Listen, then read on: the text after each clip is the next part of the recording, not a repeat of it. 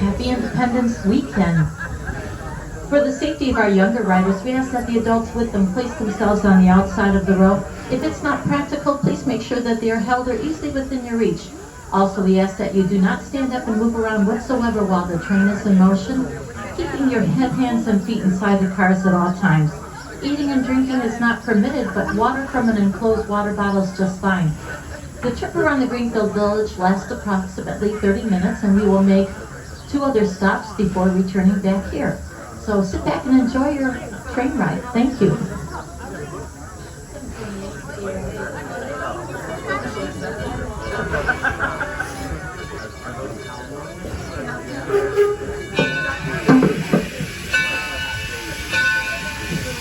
When you pass through the gates of Greenfield Village this morning, you are going to enter into over 300 years of American history that Henry Ford wanted everyone to enjoy. We are divided into 7 different districts, and the very first one is the Henry Ford Model T.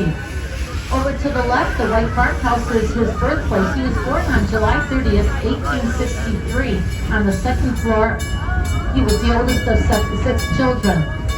After visiting the farmhouse, do stop over to the Ford Motor Company and learn more about how he came up with that vision of a motor car that would change the world of transportation forever back in 1908 with the Model T car. Over to the left, you'll see there are sheep. Those are merino sheep. Their wrinkly skin produces a little bit more wool, and maybe you have a sweater that or some socks that were made from merino sheep. Right now you can see one of our staff working on one of the sheep.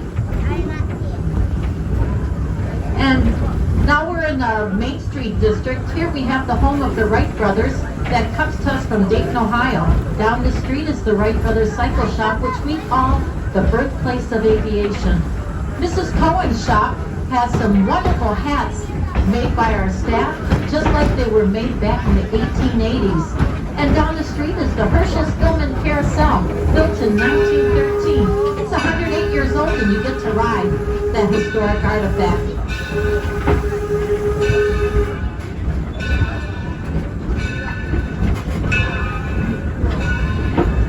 The statue of Thomas Edison takes us into our Edison at Works district.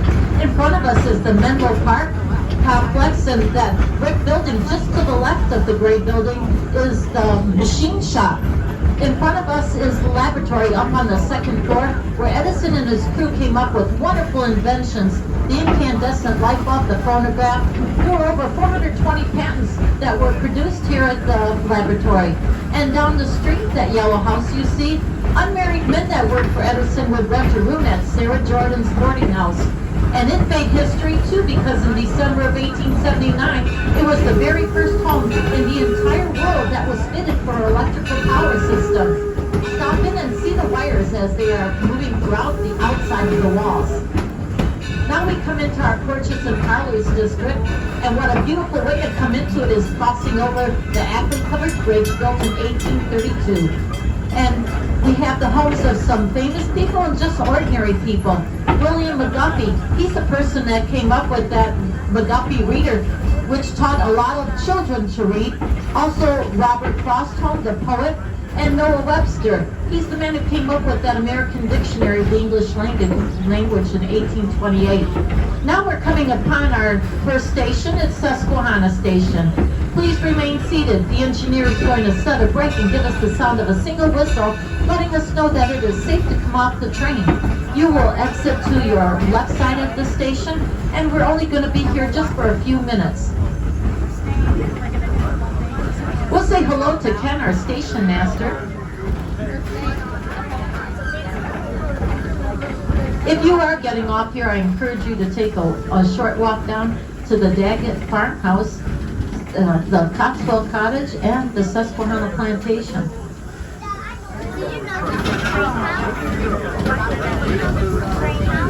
Yeah.